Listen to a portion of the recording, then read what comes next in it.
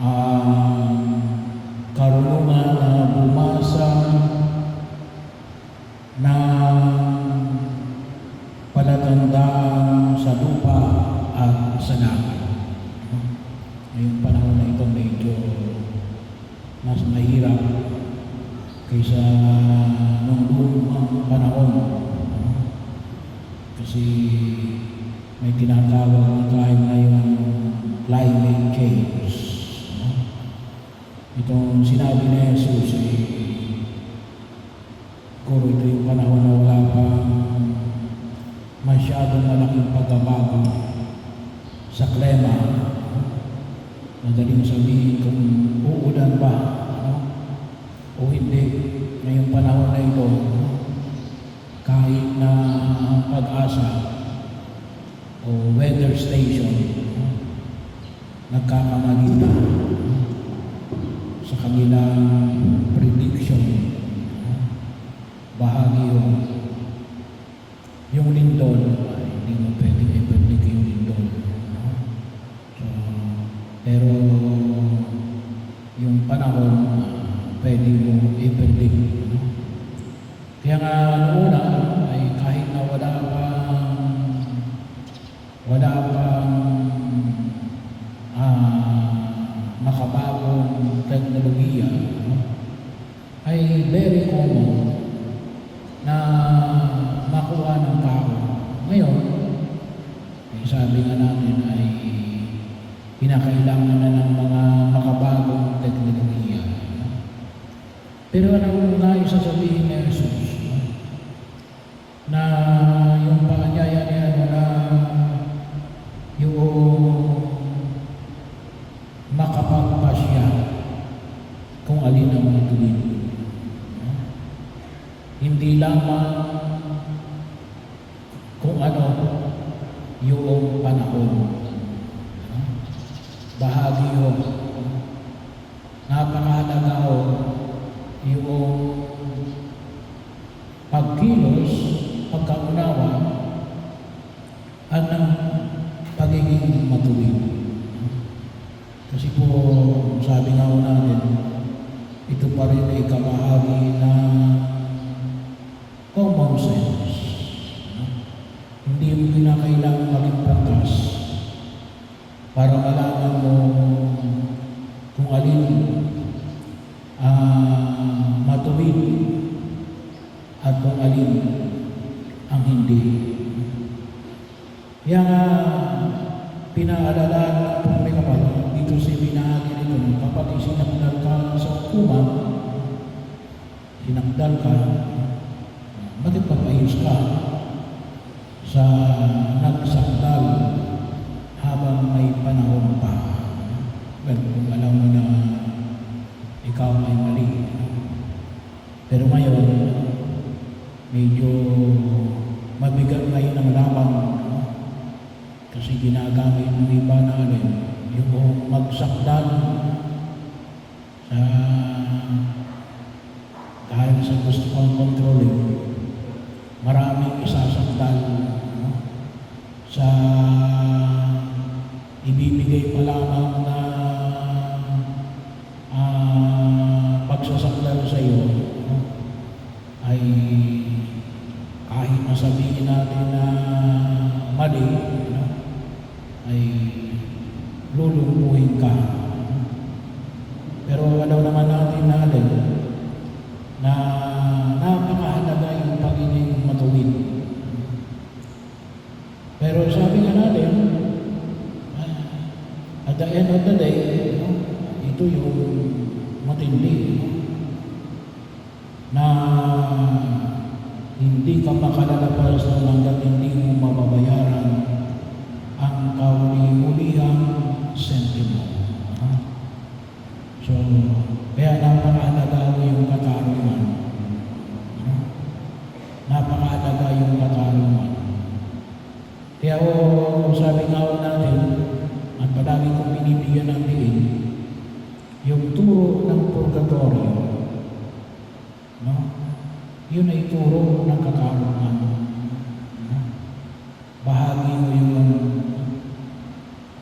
regardless, well,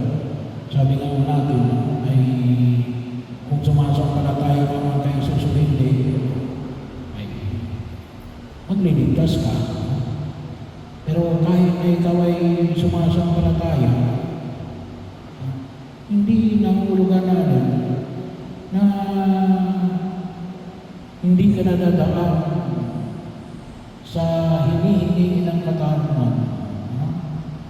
Kinakailangan mo ibigay yung hinihingi ng katarungan. Nananalig ka na kay Jesus. Nananalig ka na kay Jesus. No? Ay dapat na kung ikay tunay na nananalig kay Jesus. Hindi sinasabi na Jesus na dahil sa nananalig ka, ay hindi ka na magbibigay ng hinihingi ng katarungan.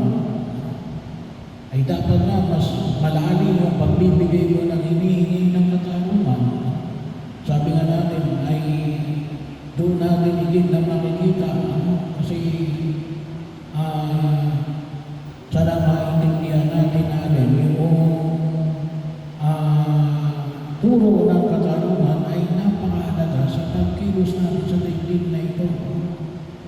Hindi na hulugan na dahil ikay nananalig kay Jesus, i-accept ka niya sa katarungan. I-accept ka niya sa impyerno. Yun ang kanyang exemption.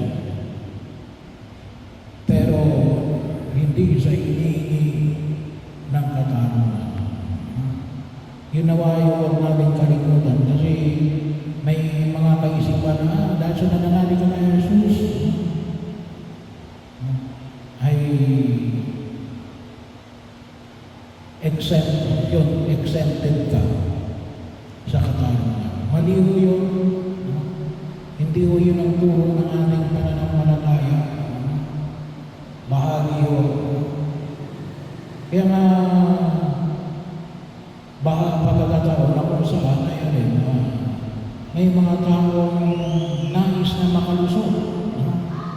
At kuminsan naman kanilang ipinagsasangkala ngayon yung pananalig ko kay Jesus ay hindi parang lumalabas natin, ay tinutuloy mo na Jesus ang hindi mo pagbibigay ng katarungan. Yung sinasabi natin na hindi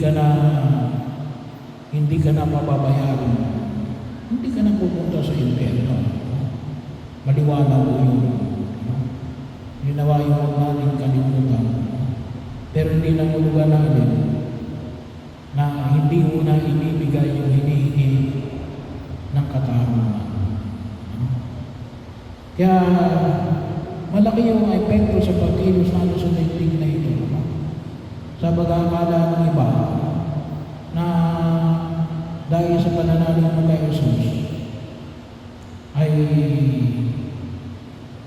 wala ka nang ibibigay sa ayon sa hinihingi ng katarungan. At sana po, yun ang masabi natin ang dapat na maging pamantayan natin ito dahil sa pananalig mo kay Jesus, mas magiging maliwanag sa akin na dapat ibigay ko yung hinihingi ng katarungan. At yun din ang isa sa mga pamamaraan para na hindi ako gagawa ng anumang kasamaan. Kasi bakit? Kasi kahit na ako yung humingi ng tawag kayo, panatawarin ako. Pero sabi nga natin, hindi pwedeng hindi ko ibigay yung hinihingi ng katarungan. Kasi mismo yung pananalig na Jesus ay isang pananalig natin nagbibigay ng katarungan. Kaya kung titingnan niyo po, yung lumang tipan, very strong sa katarungan. Sa bagong tipan, ay pahayag natin na iniligtas tayo ng Diyos. Pero hindi na hulugan na tayo iniligtas tayo sa pamagitan ng dugo ng ating Panginoong Kristo ay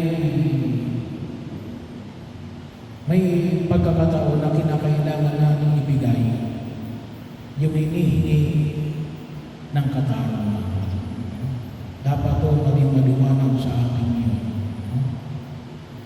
Yung sabi nga, yung luma nating katawagan doon na pagbabayan puri. Kaya lang ayaw kong gamitin yung pagbabayan puri. Ang ginagamit ko din, pagbibigay ng hinihingi ng katarungan. Isa rin yung ibig sabihin nun Kaya lang medyo may bad connotation sa itang pagbabayan puri. Parang binabayaran mo yung pagliligtas.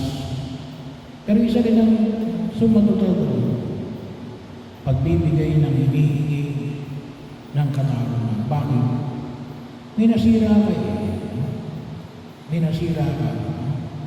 At maliwanag po yun, nakalagay mo sa Biblia natin, ay 4 times the amount. Bahagi ko yun na makita natin sa pagninilay ni Jesus